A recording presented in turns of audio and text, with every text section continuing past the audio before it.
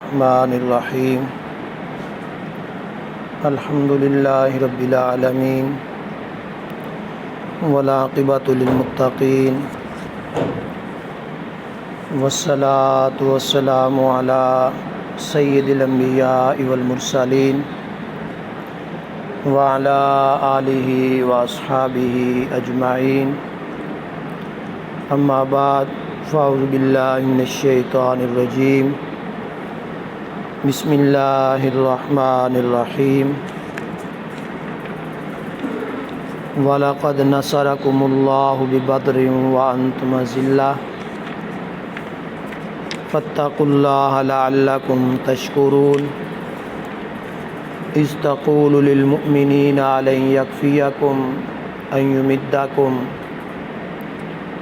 رَبُّكُمْ بِثَلَاثَةِ آلَافٍ مِّنَ الْمَلَائِكَةِ مُنزَلِينَ بَلَىٰ إِن تَصْبِرُوا وَتَتَّقُوا وَيَأْتُوكُم مِّن فَوْرِهِمْ هَٰذَا يُمْدِدْكُمْ رَبُّكُمْ بِخَمْسَةِ آلَافٍ مِّنَ الْمَلَائِكَةِ مُصَوِّمِينَ صدق اللہ مولانا العلی العظیم وصدق رسولہ النبی الامین المکین الخنین الکریم الرؤوف الرحیم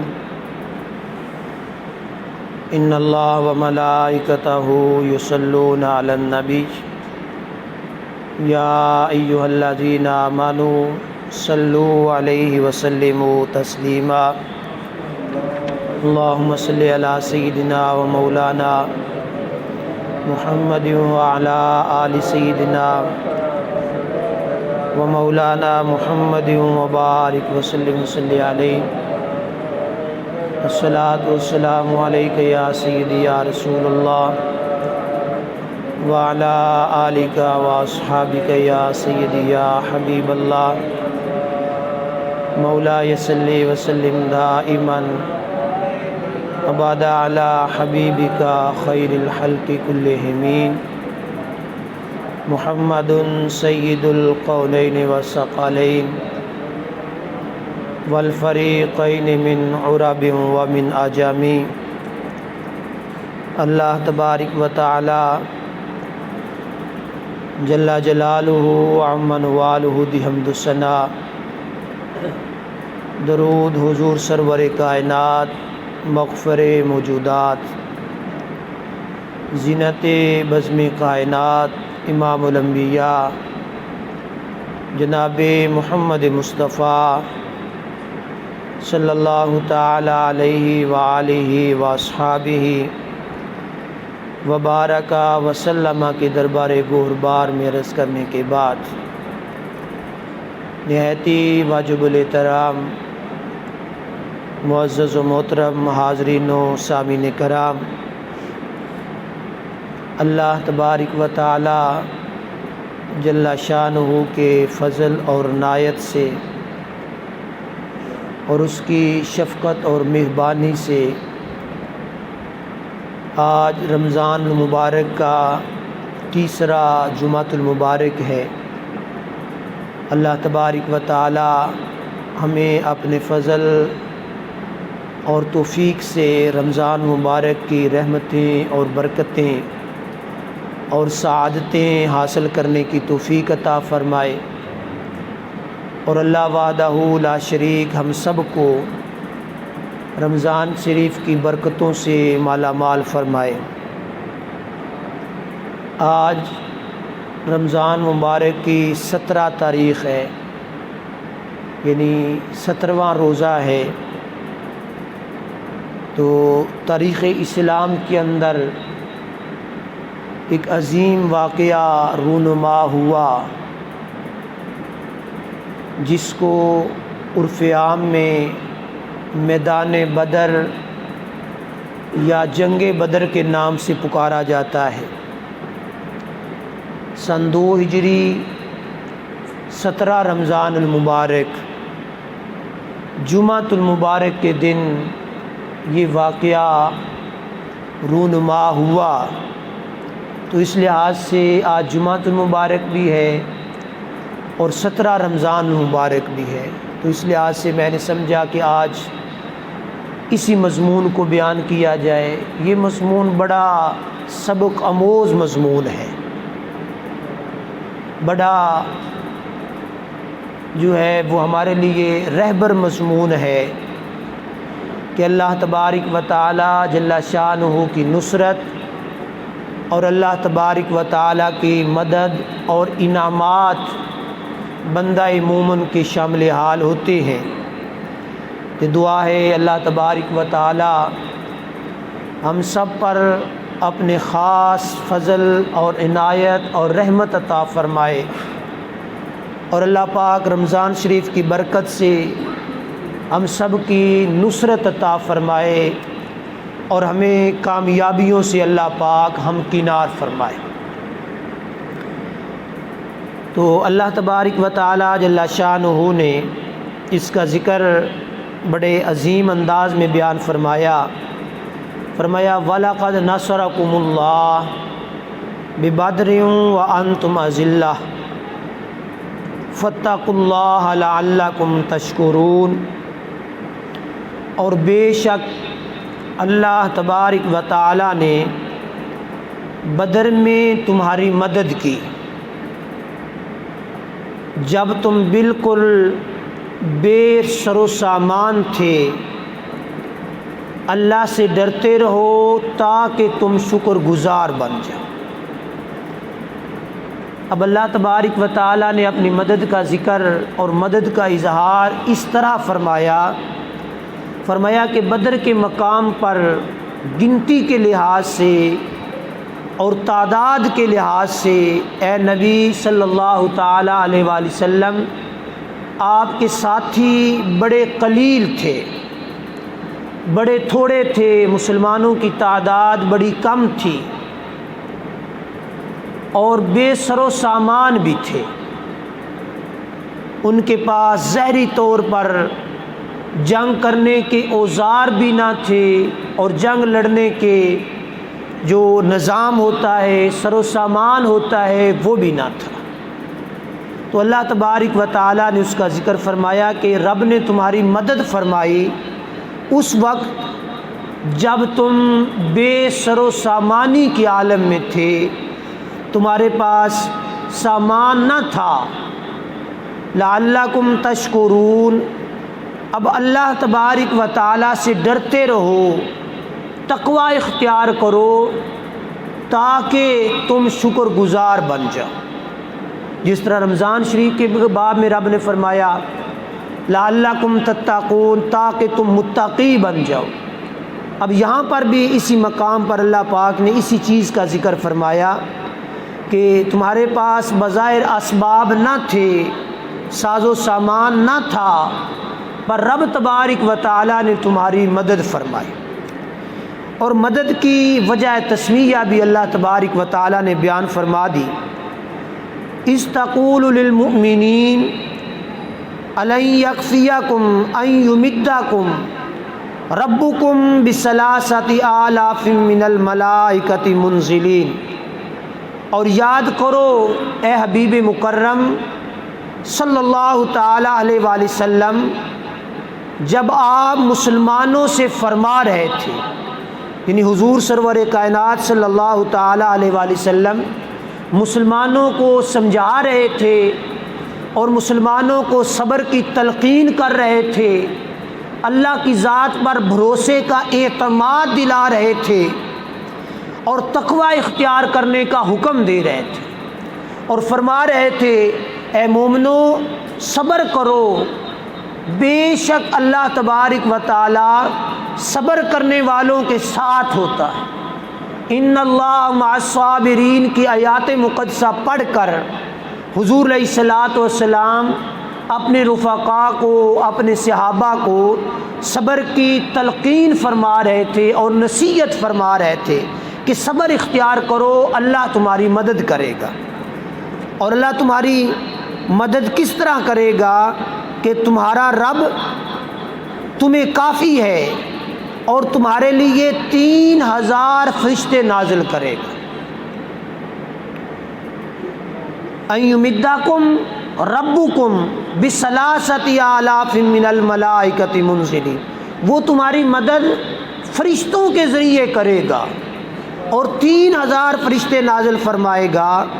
بلا ان تصبروا وتتقوا، اور ساتھ پھر فرمایا تقوی اختیار کرو اور اللہ کی ذات پر کامل اعتقاد رکھو، اللہ کی ذات پر کامل بھروسہ رکھو۔ وَيَأْتُوكُم مِّن فَوْرِهِمْ هَٰذَا يُمْدِدْكُمْ رَبُّكُمْ بِخَمْسَةِ آلَافٍ مِّنَ الْمَلَائِكَةِ مُصَوِّمِينَ، رب تبارک و تعالیٰ تمہاری مدد فرمائے گا 5000 فرشتوں سے۔ اب یہ حضور سرور کائنات صلی اللہ تعالی علیہ وآلہ وسلم اپنے صحابہ کو تقوی کی اور اللہ کی ذات پر کامل بھروسے کی تلقین فرما رہے تھے میدان بدر کے اندر، اور پھر صحابہ نے اس تقوی کو اختیار فرمایا، اس تقوی پر اللہ کی ذات پر بھروسہ کیا اور کامل بھروسہ کیا۔ تو پھر کیا ہوا؟ پھر صحابہ 313 کی تعداد میں تھے، اور کفار اور مشرکین مکہ کم و بیش 1000 سے زیادہ کی تعداد میں تھے، اور مسلمانوں کو ساز و سامان اکٹھا کرنے کا موقع بھی میسر نہیں آیا۔ پتہ اس وقت چلا جب کفار کی فوجوں نے حملہ کر دیا تو حضور علیہ الصلوۃ والسلام ہنگامی حالات کے اندر صحابہ کو لے کر جمعۃ المبارک کے دن بدر کے مقام پر پہنچے۔ صحابہ سے مشورہ کیا کہ مدینہ کے اندر یہ جنگ نہیں لڑی جا سکتی، اور پھر بدر کے مقام پر پہنچے۔ بدر جس مقام پہ ہے وہاں ایک کنواں تھا، اور بدر بن عامر نامی شخص تھا جس نے وہ کنواں کھدوایا، اس وجہ سے اس کا نام تاریخ اسلام کے اندر اور دنیا کی تاریخ کے اندر بدر جو ہے وہ مشہور ہے۔ بدر کنویں کا نام تھا، کنواں تھا۔ تو اللہ تبارک و تعالیٰ جل شانہ نے امداد فرمائی۔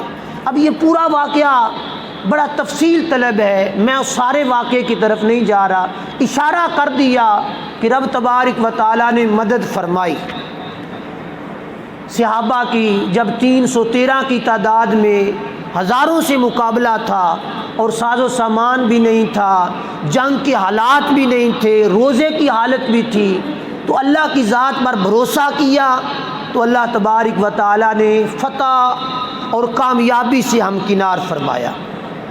اب میں آیات مقدسہ پڑھنا چاہتا ہوں کہ وہ تو تھا مقام بدر، اور حضور علیہ الصلوۃ والسلام صحابہ کے ساتھ تھے۔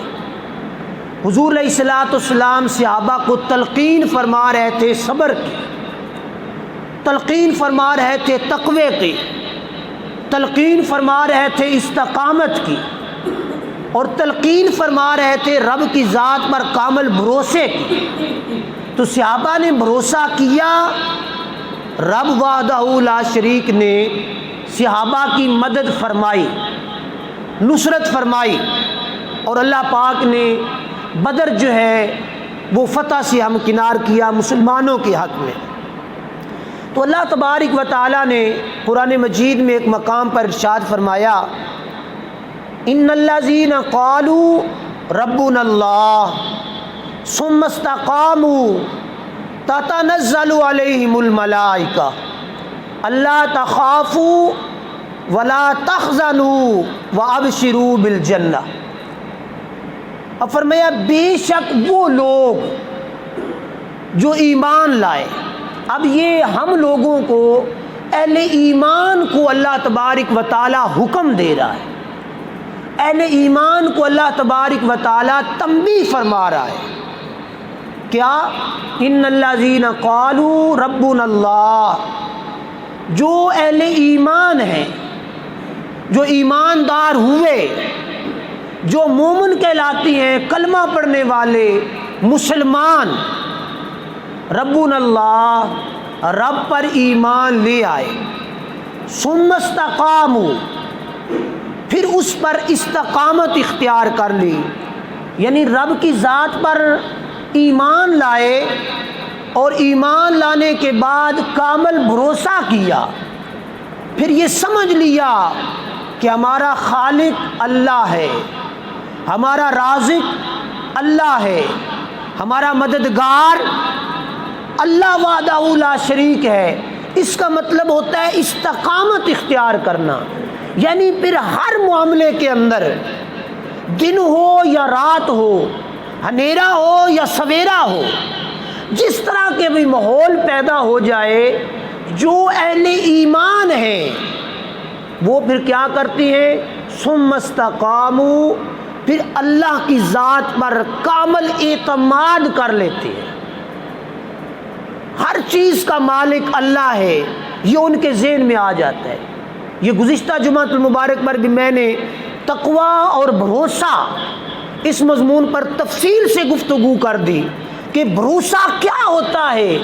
بھروسہ یہ ہوتا ہے کہ بندہ ہر لحظہ، ہر لمحہ بھوک اور پیاس کی زندگی میں اور تونگری کی زندگی میں، بادشاہی کی زندگی میں، ہر لمحہ اللہ کی ذات پر بھروسہ کرتا ہے، ہر لمحہ اللہ کو پکارتا ہے، اللہ وحدہ لا شریک کی ذات کے ساتھ اپنا تعلق قائم رکھتا ہے۔ تو رب وحدہ لا شریک نے فرمایا، جنہوں نے کہا کہ ہمارا رب اللہ ہے، پھر اس پر استقامت اختیار کی، تو کیا ہوتا ہے؟ تتنزل علیہم الملائکہ، اللہ تبارک و تعالی فرشتے نازل فرماتا ہے۔ اللہ کیا کرتا ہے؟ فرشتے نازل فرماتا ہے۔ اور فرشتے کس لیے نازل فرماتا ہے؟ وہ مومن کی مدد کے لیے نازل فرماتا ہے۔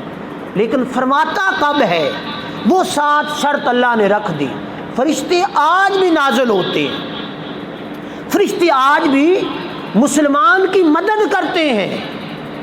اللہ تبارک و تعالی مسلمان کی مدد کرتا ہے فرشتوں کے ذریعے۔ لیکن کیا ہے؟ ہمارا کامل اعتقاد نہیں رہا رب کی ذات پر۔ ہم بھروسہ کر بیٹھے ہیں دنیا پر، دنیا کے مال و متاع پر، دنیا کی عیش و عشرت پر، دنیا کی خوبصورتیوں اور رونقوں پر۔ جب ہم نے دنیا کی خوبصورتیوں اور رونقوں کو اختیار کیا، رب کی ذات سے بھروسہ اور تعلق ہٹ گیا، تو پھر رب تبارک و تعالیٰ کی مدد اور نصرت بھی ہٹ گئی۔ رب تبارک و تعالیٰ نے فرما دیا کہ میری بارگاہ میں آ جاؤ، مجھے پکارو، مجھے یاد کرو، میں آج بھی تمہاری مدد کرنے والا ہوں۔ اور رب غفور الرحیم ہے، عالم الغیب ہے، ستار اور غفار کی عظمتوں اور شانوں والا ہے۔ اور آج بھی مومن کی اگر حقیقی کوئی مدد کر سکتا ہے تو وہ اللہ وحدہ لا شریک کی ذات ہے۔ تو ہم لوگوں نے رب کی ذات سے جب توکل ہٹا لیا، دنیا پہ کر لیا، تو پھر ہمارے ساتھ رب کی مدد بھی نہیں رہی۔ رب کی مدد شامل حال ہوتی تو پھر یہ دنیا کی پریشانیاں، دنیا کی تکلیفیں، یہ ہم لوگوں سے کم از کم مسلمان جو کہلانے والے ہیں ان سے چھوٹ جاتی، ان سے دور ہو جاتی۔ مسلمان پریشانیوں میں گھرا ہوا ہے، مسلمان اذیتوں اور تکلیفوں کے بازار میں زندگی بسر کر رہا ہے۔ اس کی وجہ کہ ان الذین قالوا ربنا اللہ ثم استقاموا، وہ ثم استقاموا کو ہم نے چھوڑ دیا تو تتنزل علیہم الملائکہ، رب نے اپنے فرشتوں کو پیچھے ہٹا لیا۔ فرمایا کہ یہ بندہ اگر میری ذات پر بھروسہ نہیں کرتا تو فرشتوں آ جاؤ تم بھی، اس کو نہیں ضرورت تو ہمیں بھی ضرورت نہیں ہے۔ اب ایک قابل توجہ چیز ہے، آج کی پرفتن دور میں بھی ہے اور یہ پہلے بھی صحابہ کرام کے دور میں بھی یہ بڑی عجیب تھی۔ اب حضور سرور کائنات صلی اللہ تعالی علیہ وآلہ وسلم مکہ معظمہ میں پیدا ہوئے۔ کہاں پہ پیدا ہوئے؟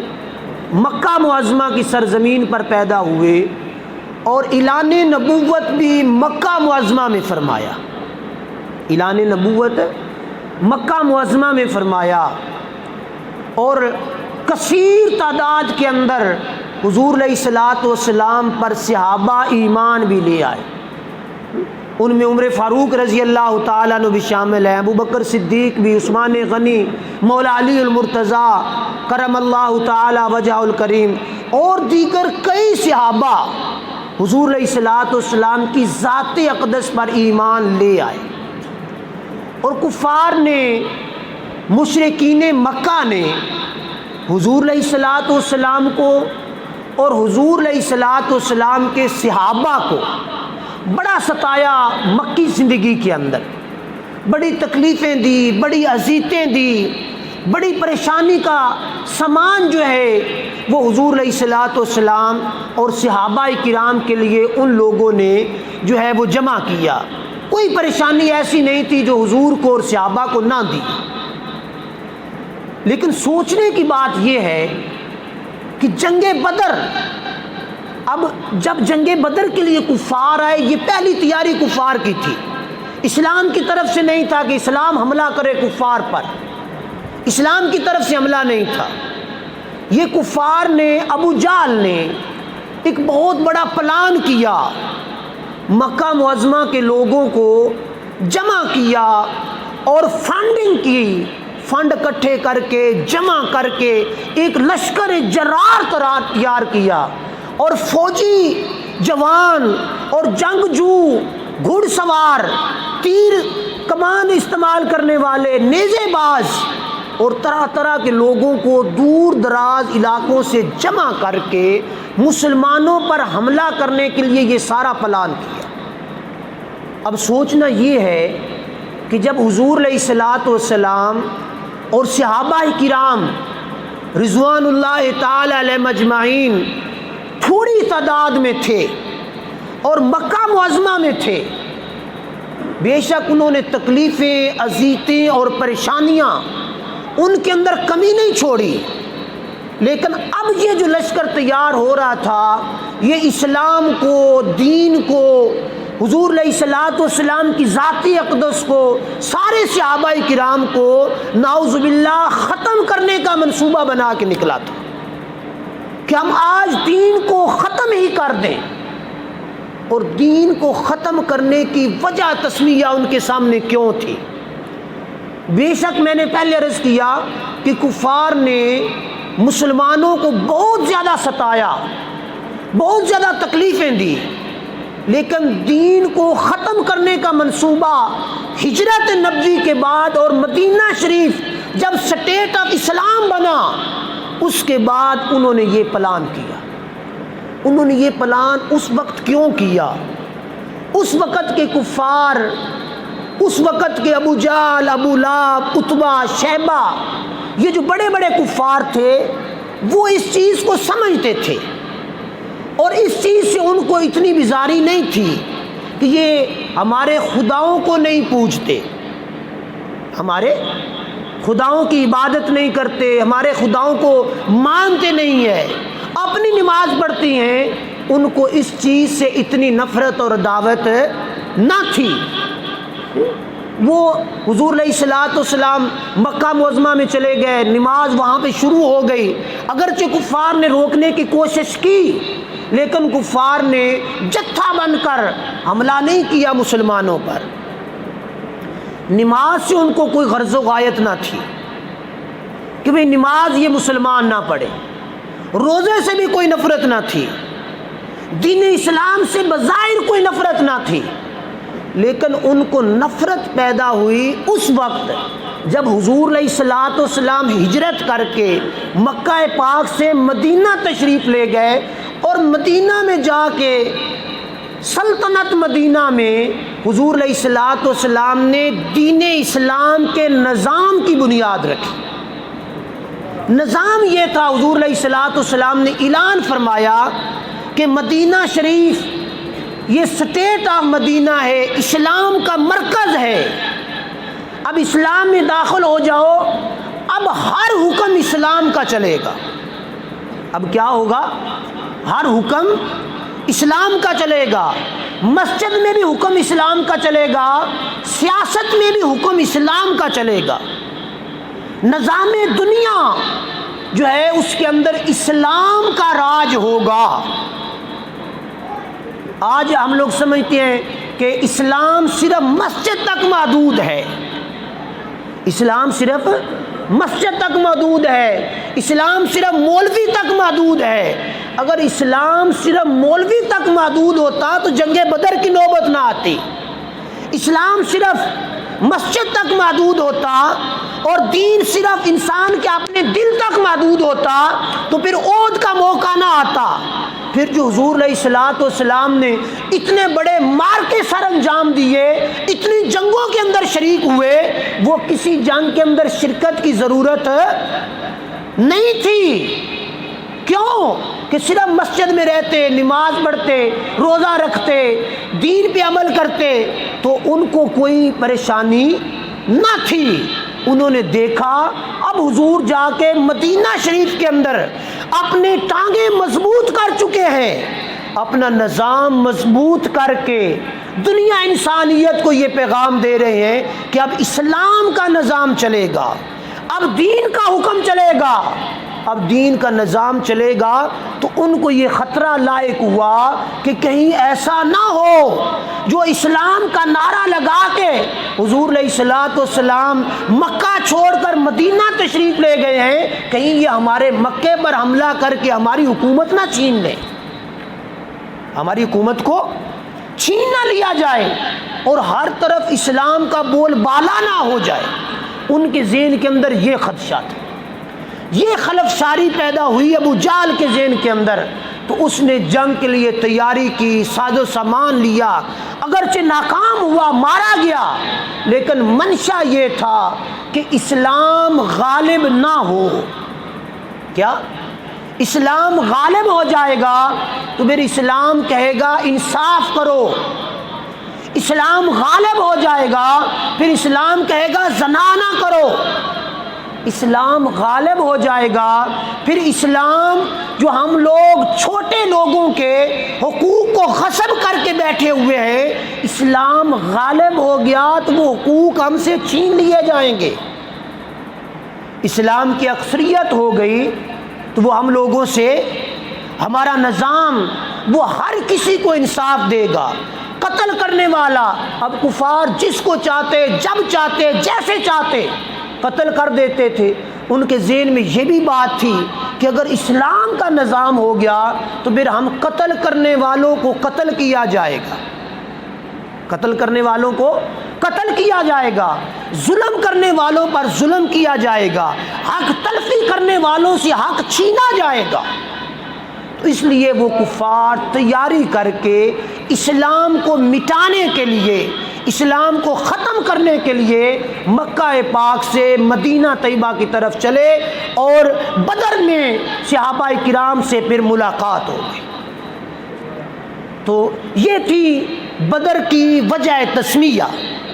اور آج کا پرفتن دور، آج ہم لوگوں سے، ہمارے اندر بھی بعض ایسے ذہن پیدا ہو گئے ہیں جن کی یہ سوچ اور فکر ہے کہ مولوی مسجد کے اندر مولوی ہے، باہر اس کی بات نہیں چلے گی۔ مولوی مسجد کا امام ہے تو وہ اپنے آپ کو مسجد تک محدود رکھے، باہر اس کی بات کو ہم لوگ نہیں مانیں گے۔ شریعت مسجد کے اندر ہے، اسلام مسجد کے اندر ہے، دین مسجد تک محدود ہے۔ تو دین کو مسجد میں محدود کر کے ہم لوگ آزادی کی زندگی بسر کرنا چاہتے ہیں، یہ کفار کو برداشت نہ تھا، اور آج ہم لوگوں کو بھی یہ چیز برداشت نہیں ہے کہ اسلام کا نظام آ جائے۔ کوئی بندہ نہیں چاہتا کہ اسلامی تعلیمات کا نفاذ ملک پاکستان کے اندر ہو جائے، چھوٹے سے چھوٹا اور بڑے سے بڑا۔ امریکہ، یورپ اور جتنے بھی یہ روس، فرانس، یہ جتنے بھی کفار ہیں، ان کو ہماری نماز سے کوئی ڈر نہیں ہے، ہمارے روزے سے ان کو کوئی ڈر نہیں ہے۔ کچھ عرصہ پہلے وائٹ ہاؤس میں انہوں نے افطاری بھی کروائی ہے۔ وائٹ ہاؤس کے اندر، وائٹ ہاؤس وہ کفر کا مرکز ہے، کفر کا گڑھ ہے، اس کے اندر 2-3 سال پہلے انہوں نے افطاری بھی کروائی، اذان بھی ہوئی اور جماعت بھی ہوئی۔ امریکہ کے اندر، یورپ کے اندر کتنے لوگ مسلمان ہیں اور کتنی مساجد آباد ہیں، لوگ نمازیں پڑھتے ہیں، روزے رکھتے ہیں، اسلام کو فالو کرتے ہیں۔ ان کو نماز پڑھنے سے غرض نہیں ہے، ان کو روزہ رکھنے سے غرض نہیں ہے، نہ ان کو کوئی تکلیف ہے کہ روزہ رکھیں گے تو یہ ہمیں تباہ و برباد کر دیں گے، نماز پڑھیں گے تو یہ ہمیں تباہ و برباد کر دیں گے۔ وہ بھی کہتے ہیں کہ مسجد تک اپنے آپ کو محدود رکھو، اپنے دین کو، اپنے اسلام کو مسجد کے اندر رکھو، مسجد کے باہر نکل کر جو لبیک کا نعرہ لگائے گا یا جو تکبیر بلند کرے گا، اللہ اکبر کا نعرہ لگائے گا، اس کو وہ کہہ دیں گے یہ دہشت گرد ہے۔ یہ تاریخ پڑھتی ہے نا آپ لوگ، نماز پڑھنے والے کو دہشت گرد نہیں کہتے، دہشت گرد اس وقت کہتے ہیں جب کوئی بھی بندہ کسی بھی مقام پر نکلتا ہے اور اللہ اکبر کا نعرہ لگاتا ہے اور یہ بات کرتا ہے کہ دنیا میں اسلام کا نفاذ چاہیے، دنیا میں اسلام کی بات چاہیے، دنیا کے اندر اسلام کی حکمرانی چاہیے۔ جب اسلام کی حکمرانی کی بات آتی ہے تو پھر وہ فتوے لگاتی ہیں، پھر وہ پکڑ دکڑ کرتی ہیں۔ یہ مولوی ہے جس نے سب سے پہلے اسلام کے نظام کی بات کی تھی، اس کو پکڑ کے اندر کرتا۔ سمجھ آئی میری بات کی؟ آج ہمارے حکمران اوپر سے لے کر نیچے تک ان کو کوئی غرض نہیں ہے، وہ 5 سال 10 سال ایک بندے کو خرید کر اس کو اپنا قانون پڑھاتے ہیں، اس کو اپنا نظام سکھاتے ہیں کہ ملک پاکستان کا حکمران تو بن رہا ہے پر اسلام کے حق میں کوئی بھی ووٹ پیش نہیں ہونا چاہیے، اسلام کے ہمیشہ اسلام کے خلاف اول سے آخر تک جب سے یہ ملک پاکستان بنا ہے۔ ہم لوگ یہودیوں کے ہاتھوں میں کھیلنے والے کھلونے بنے ہوئے ہیں۔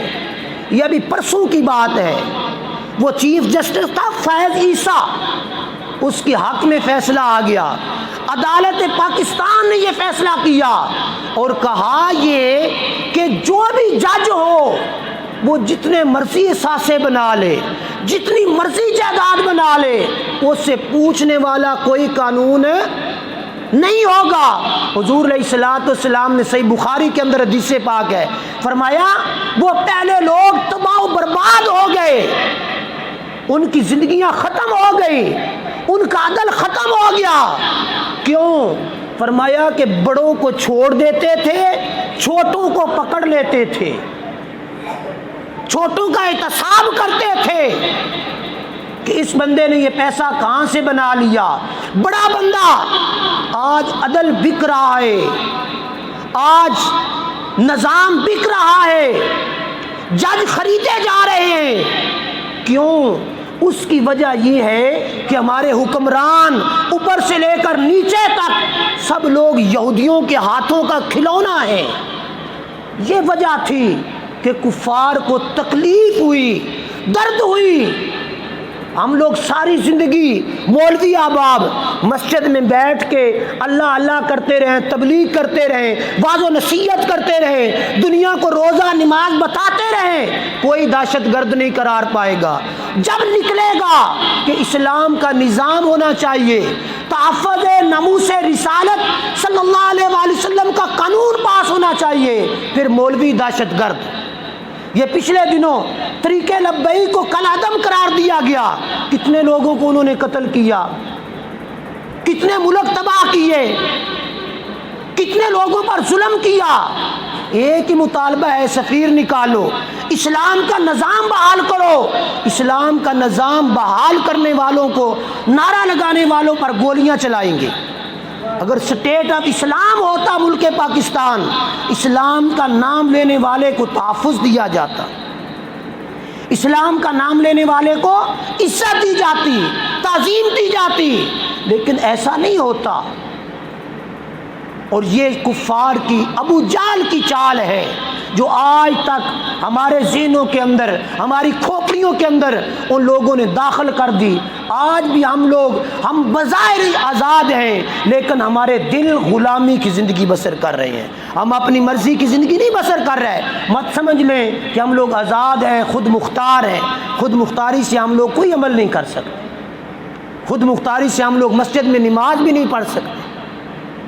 تو یہ چیزیں، آج وہ وقت تھا پرانا، تو رب تبارک و تعالیٰ نے فرمایا کہ یا رسول اللہ میں نے آپ کی امداد کی بدر کے مقام پر فرشتوں کے ذریعے، تو آج ہم مسلمانوں کو دوبارہ سے اللہ کی مدد کو بحال کرنا ہوگا۔ اور اللہ کی مدد بحال کیسے ہوگی؟ وہ پہلے میں نے عرض کر دیا، ثم استقاموا تتنزل علیہم الملائکہ، جنہوں نے کہا کہ ہمارا رب اللہ ہے، پھر اس پر استقامت اختیار کی، پھر اس پر بھروسہ کر لیا، پھر یہ جان لیا کہ ہمارا مالک اللہ ہے۔ ہم بھوکے رہیں تب بھی مالک اللہ ہے، ہم پیٹ بھر کے کھائیں تب بھی مالک اللہ ہے، ہم پہ بارش آئے تب بھی مالک اللہ ہے، دھوپ چڑھ جائے تب بھی مالک اللہ ہے۔ تو ہمارے ہاں نظام بڑا الٹ ہے۔ ہم لوگ دنیا کے ساتھ، دنیا داروں کے ساتھ، دنیا کے ساتھ رشتہ داریاں چاہتی ہیں، بڑے لوگوں کے ساتھ محبتیں چاہتے ہیں، بڑے لوگوں کی غلامیاں چاہتے ہیں۔ تو جب تک ہم لوگ بڑے لوگوں کی غلامیوں کو چھوڑ کر خود مختار زندگی نہیں بسر کریں گے، سیدنا عمر فاروق رضی اللہ تعالیٰ عنہ نے تو یہاں تک فرمایا کہ اسلام کا نظام یہ ہے کہ کوئی بھوکا نہیں رہنا چاہیے، پوری سلطنت مدینہ کے اندر کوئی بھوکا پیاسا نہ رہے، کسی کو تکلیف نہ ہو۔ یہاں تک فرمایا کہ اگر دریا کے کنارے جانور کا بچہ بھی بھوکا مر گیا تو کل قیامت کے دن عمر بن خطاب سے سوال ہوگا، تو حکمران وقت تھا کیوں مر گیا؟ آج ملک پاکستان کے اندر خود سوزیاں ہو رہی ہیں کہ نہیں ہو رہی؟ لوگ اپنے آپ کو جلا رہے ہیں، نہیں جلا رہے؟ اپنی اولاد کی وجہ سے، اپنے معاشی معمولات کی وجہ سے ہر روز ٹی وی پہ آتا ہے فلاں نے آگ لگا لی، فلاں نے تیل چھڑک کے آگ لگا لی، فلاں نے تیزاب پھینک لیا۔ کچھ پھینکنے والے پیدا ہو گئے، کچھ خود ساختہ اپنے آپ کو ختم کرنے کی کوششوں میں لگ گئے، کسی نے اپنے بچوں کو بیچ دیا، کسی نے اپنے بیوی کو مار دیا۔ یہ سارا کچھ کیوں ہے؟ اس وجہ سے کہ اسلام کا نظام نہیں ہے۔ ہم نے اسلام کے نظام کو چھوڑ دیا۔ سیدنا فاروق اعظم کا دور تھا، دور خلافت، ہر بندہ پیسے لے کے ہاتھ کے اندر گھومتا تھا، کوئی غریب مل جائے پیسے لے لے، شام کو کھانا کھا لے۔ آج ہم لوگوں کے پاس پیسہ ہے، ہم غاصب بنے ہوئے ہیں، غریب کا حق غریب تک نہیں جا رہا، یتیم کا حق یتیم تک نہیں جا رہا۔ یہاں تک کہ صدقہ فطر کی بات ہو تو بعض احباب یہ کہنے پر مجبور ہو جاتی ہیں نبی ان صدقہ فطر بھی دے دیے سی۔ سمجھ آئی میری بات؟ یہ سوچیں ہمارے ذہنوں کے اندر آج ودیعت کر دی گئی ہیں، ذہنوں کے اندر ڈال دی گئی ہیں۔ صدقہ خیرات تو درکنار، صدقہ فطر سے بھی ہم لوگ گریز کرنے والے، بچنے کی کوشش کرتے ہیں، کسی زاویے سے یہ ٹوپا دانیاں دا نہ دینا پہ جائے۔ تو دوستو اپنی زندگیوں کو بدلنے کی کوشش کرو۔ صرف یہ دنیا کی عیش و عشرت، یہ دنیا کی مستیاں یہ سدا نہیں رہیں گی۔ ایک وقت آ جائے گا کل نفس ذائقۃ الموت، اللہ کی عدالت میں جانا پڑے گا، اور رب پاک فرمائے گا اے میرے بندے بتا دنیا میں بھیجا تھا، دنیا میں کیا کما کے لایا ہے، کیا لے کے آیا ہے، بتا مجھے ذرا۔ تو پھر اس وقت ہم اللہ کی عدالت میں کیا بتائیں گے، کیا جواب دیں گے؟ باری تعالیٰ عیاشی کرتے رہے، یا اللہ لوگوں کے حق مارتے رہے، لوگوں پر ظلم اور زیادتیاں کرتے رہے، نقصان پہنچاتے رہے لوگوں کو۔ رب پھر فرمائے گا آ جا۔ تو اس سے پہلے کہ رب امتحان لے اور رب تبارک و تعالیٰ اپنا نظام عدل قائم کرے، لمن الملک اليوم للہ الواحد القہار کا دن آئے، اس دن سے پہلے اپنی زندگیوں کے اندر انقلاب لے آئیں، اپنی زندگیوں کو بہتر کریں، اپنے آپ کو پکا سچا مسلمان بنائیں، اور رب کی ذات پر کامل بھروسہ کر کے دیکھیں۔ خدا کی عزت کی قسم، رب کی ذات پر بھروسہ کریں۔ رازق اللہ ہے۔ رازق کون ہے؟ اللہ ہے۔ رب کی ذات پر بھروسہ کریں، وہ خالق ہے، اس نے پیدا کیا ہوا ہے، رزق وہ دے گا۔ ہم لوگ رزق کے پیچھے لگ کے نماز کو چھوڑ دیا، رزق کے پیچھے لگ کے روزے کو چھوڑ دیا، احکام شریعت کو چھوڑ دیا، نظام شریعت کو چھوڑ دیا، اسلام سے منہ موڑ لیا۔ جب اسلام سے منہ موڑ لیا تو رب کا عذاب پھر ہم پہ برسنا شروع ہو گیا۔ اللہ پاک ہمیں عذاب سے بچائے اور آخرت کی فکر کرنے کی توفیق عطا فرمائے۔ آمین۔ وآخر دعوانا الحمدللہ۔